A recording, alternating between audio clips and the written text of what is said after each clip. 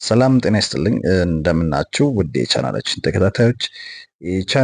ተከታታዮች ስለሆናችሁ እናመሰግናለን። ዛሬም እንደተለመደው ሁሉ በሁለት ጉዳዮች ላይ መጥተናል። የመጀመሪያው የአዶናይ ጉዳይ ጥያቄ እያስነሳ ነው። ምንድነው ይህ ጥያቄ እያስነሳበት ያለው የሚለውን እናያለን። ሁለተኛው ደግሞ በኢቢኤስ ሰራ የነበረው ዘወትር ደሳለኝ በቲክቶክ ብቅ ብሏል። ምን አዲስ ነገር ይዞልን መጣ የሚለውን እናያለን። ከዛ በፊት ግን ለዚህ ቻናል አዲስ የሆናችሁ ሰብስክራይብ፣ ላይክ፣ ኮሜንት በማድረግ ከኛ ጋር አብራችሁን ሁኑ። ወደ መጀመሪያው ጥያቄ ስንመጣ አዶናይ ወደ ኢትዮጵያ ከገባበት ጊዜ ጀምሮ እስካሁን ድረስ ሶሻል ሚዲያ ላይ በደንብ ከፍ ብሎ በየጊዜው ስለሱ የሚወሩ ነገሮች ከፍ እያሉ መጥተዋል። ይህ ሰው በመጀመሪያ ኢትዮጵያ በገባ ጊዜ አንድ ዩቲዩብ ቻናል ላይ ቀርበው ኢትዮጵያዊ ቃላትን በማይመጥን መልኩ ብዙ ጥሩ ያልሆኑ ነገሮችን ሲያወራ እና ከብዙ ሰዎች ኔጌቲቭ ኮሜንት ሲያደርስ የነበረ ሰው ነበር። ግን ይህን ኮሜንት በብዙ ጊዜ እይታ ውስጥ እንዲገባ አድርጎታል፣ ኔጌቲቭሊ ቢጠቀመውም ማለት ነው። ከዛ በኋላ ግን ሙሉ ለሙሉ ወደ ተለየ አይነት ስብዕና ወዳለው ሰው ነው የተቀየረው። ይህም ማለት ሰዎችን የሚረዳና ሰዎችን የሚንከባከብ ሰው፣ በተለያዩ ፐብሊክ ፊገር የሆኑ ሰዎችን መኪና እንዲገዛላቸው ጥሩ ኑሮ መኖር እንደሚገባቸው እና በተለይም ደግሞ ይህን ለማድረግ እኔ የበኩሌን እወጣለሁ በሚል የሚያደርግ ሰውና ቅን፣ ታዛዥ፣ አሳቢው ሰው ሆኖ ብቅ አለ። በተለይም ደግሞ መጀመሪያ ከተናገራቸው አስጸያፊ ንግግሮች በመነሳት ሌላ ዩቲዩብ ላይ ለምሳሌ ሰይፉ ሾው ላይ ለመቅረብ ቢፈልግም ሰይፉ ሾው ስላልተፈቀደለት ነገሩ በደንብ አሁንም ጦዘ። ከዛ በኋላ ያን ባለመቅረቡ በጣም ተናዶ የነበረው አዶናይ ሌላ ሾው ላይ እንዲቀርብ ተገደደ። ይህንም የቀረበበት ሾው የአምለሰት ሙጬ ሾው ላይ ቀረበ። በዛን ጊዜ በተናገራቸው ንግግሮችና በሆኑ ነገሮች የኢትዮጵያ የሶሻል ሚዲያ ተጠቃሚ ማህበረሰብ ነገሩን አጋለው። ይህ ማለት አዶናይ በደንብ ቅቡልነትን አገኘ ማለት ነው። ከዚህ በመነሳት ቀጣይ ጉዞ የሆነው የጃኒ ፍቅረኛ በመሆንና ጃኒ ጋር በሚያሳያቸው ቪዲዮዎች የተለያዩ ነገሮችን የተለያዩ ሰዎችን መግዛት ጀመረ። በተለይም ደግሞ ከጆን ዳንኤል ጋር ጃኒ የነበራት የፍቅር ግንኙነትና አሁን ላይ ደግሞ ከአዶናይ ጋር ያላትን የፍቅር ግንኙነት በማወዳደርና በመተቸት የተለያዩ ኮሜንቶችንና አስተያየቶችን ሲሰጡ ቆዩ። በዚህ ሰዓት የአዶናይ ስብዕና ከፍ ብሎ ታየ። ሴትን ልጅ እንዴት መንከባከብ እንዳለበት፣ ሴቶች እንዴት ጥሩ ጊዜ መሰጠት እንዳለባቸውና ጃኒ እንዴት አይነት እድለኛ ሴት እንደሆነች ለማሳየት ሞከረ። ይህንም በመነሳት እንግዲህ በጎ አድራጎቶችን አክርሮ ቀጠለ ማለት ነው። ከዚህ የተነሳ አዶናይ የመጀመሪያ የተናገራቸው ንግግሮችና መጥፎ ባህሪያቶቹ ሙሉ ለሙሉ እየተሰረዙ በዚህኛው እየተተኩ መጡ። ከዚህ ቀጥሎ ግን የሆነውና አዶናይም በተለይም ደግሞ ከፍ አድርጎ በማህበራዊ ሚዲያ ላይ መነጋገሪያና በጎ ሰው እንዲሆንም እንዲሁም ደግሞ ብዙ ሰዎች እሱን ፎሎ እንዲያደርጉት ደግሞ በር የከፈተው የአይሾ ስፒድ ኢትዮጵያ ውስጥ መምጣት ነበር። በዚህ ጊዜ በእውነትም አዶናይ ቅን፣ ሩህሩህ፣ አዛዥና ታዛዥ መሆን የሚችል ቦታውን የሚያውቅ የት ቦታ ላይ ምን ማድረግ እንዳለበትና ታዋቂነቱ ያን ያክል ለሱ ምንም እንዳልሆነ የሚያሳይ ነገሮችን አደረገ። ስትሪም እስኪያልቅ ድረስ ኢትዮጵያዊን አይሾ ስፒድ በመከተልና በማጀብ እንዲሁም ደግሞ በትርጉም በማስተርጎም አብሮት ሆኖ ወንድማዊነቱን አረጋገጠ። ሰውም በደንብ ወደደው። አዶናይ ማለት ጀመረ። ከዛ በኋላ አዶናይ የሚያደርጋቸው ነገሮች በሙሉ ትክክል ናቸው። ከዛ በኋላ አዶናይ የሚሰራቸው ነገሮች በሙሉ ተቀባይነት አላቸው። ከዛ በኋላ አዶናይ በየትኛውም ቦታ ቢሄድ ማንም ሰው እሱን በበጎነቱ ነው ሊያውቀው የሚችለው። በዚህ በመነሳት እንደዚህ አይነት ንግግሮች እየቀጠሉ ሄዱ። አሁን ላይ ብዙ ነገሮችን አልፏል። ብዙ ነገሮችም እየሄዱ ነው። አሁን ላይ ትልቅ ጥያቄ እያስነሳ ያለው የአዶናይ ጉዳይ ምንድን ነው?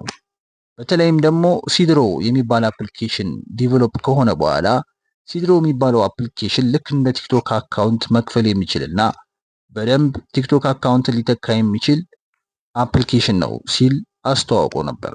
በዚህም በመነሳት ብዙዎቹ ሲድሮ አፕሊኬሽን ላይ ጥያቄ አስነስተዋል። በተለይም ደግሞ የሴኩሪቲ ጉዳይ ትልቅ ኢሹ ነው። ስለዚህ ማንም ሰው የራሱን ሴኩሪቲ እና የራሱን ሚስጥር አሳልፎ ለመስጠት የሚያገለግል መሳሪያ ሊሆን እንደሚችል ብዙዎቹ እያስነሱ ይገኛሉ። ይህ ደግሞ የተከሰተው ሲድሮ አፕሊኬሽን ላይ ጉግል ቼክ ሲደረግ ኢንክሪፕትድ አይደለም የሚለው ነው። ኢንክሪፕትድ ካልሆነ ደግሞ የትኛውም ማንም ሰው አክሰስ ማድረግ የሚችለው ነገርና የትኛውንም ግለሰብ ሚስጥር ማወቅ እንደሚቻል በቀላሉ ያሳያል ማለት ነው። ይህንን ነገር ሲያዩ የዚህ ልጅ አመጣጥና አሁን ላይ የደረሰበትን መንገድ በማወቅ ይህ ልጅ ተወዳጅነቱን በመጠቀም ሌሎች ሰዎች እየተጠቀሙበት ሊሆን ይችላል የሚል ጥያቄ አስነስቷል። ስለዚህም ይህ ጥያቄ የአዶናይን መንገድ የሚገልጸው ወይም ደግሞ የአዶናይን ዕጣ ፈንታ ነገ ተወዳጅ የሆነውን ያክል ደግሞ እንዳይጠላ አስጊ ሁኔታ ላይ ይከተዋል። ለዛም ነው ብዙ ሰዎች ይህን አፕሊኬሽን አልተማመኑበትም ማለት ደግሞ ለዚህ አፕሊኬሽን ጥያቄ ያላቸው ማለት ነው። ጥያቄ ካላቸው ደግሞ ይህን ጥያቄ መመለስ ያለበት ያስተዋወቀው ሰው ነው። ያስተዋወቀው ደግሞ አዶናይ ነው። ስለዚህ አዶናይ እዚህ ነገሮች ላይ ከፎረሸ ከዚህ በፊት ተወዳጅ የነበረበትን መንገድ ሙሉ ለሙሉ ሊያጣው ይችላል። ስለዚህ ይህ ነገር ሌላው ደግሞ የእሱን ማንነት ሊገልጽ የሚችል ትልቅ ሃዛርድ መብራት ነው ብለው ብዙ ሰዎች ያወራሉ። እናንተ በዚህ ላይ ያላችሁን አስተያየት እስኪ ኮሜንት ላይ አስቀምጡልን። ወደ ሁለተኛው ጉዳያችን ስንገባ ኢቢኤስ ሲሰራ የነበረው ዘወትር ደሳለኝ በቲክቶክ የመከሰቱ ጉዳይ ነው።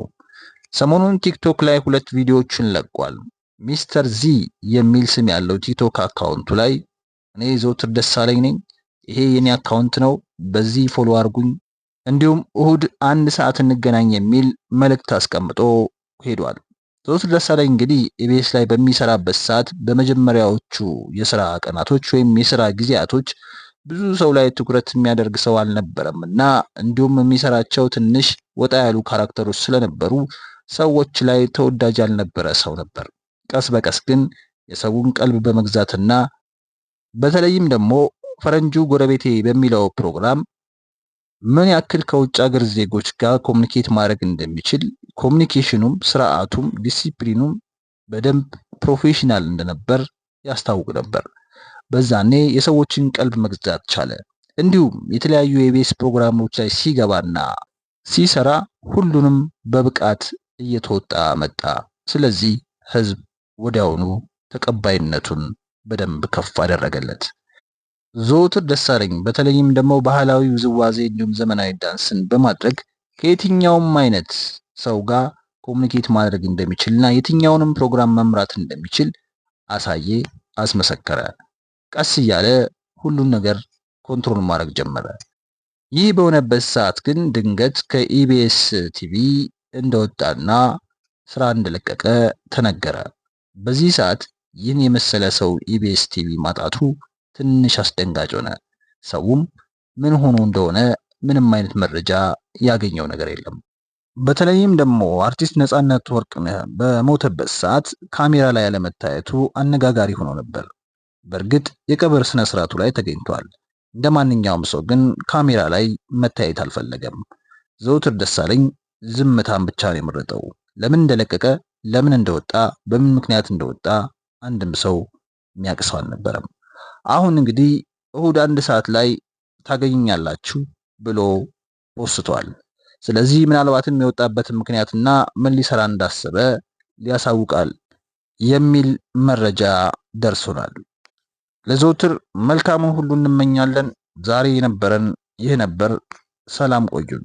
ሰብስክራይብ በማድረግ አብራችሁ ሆኖ መልካም ጊዜ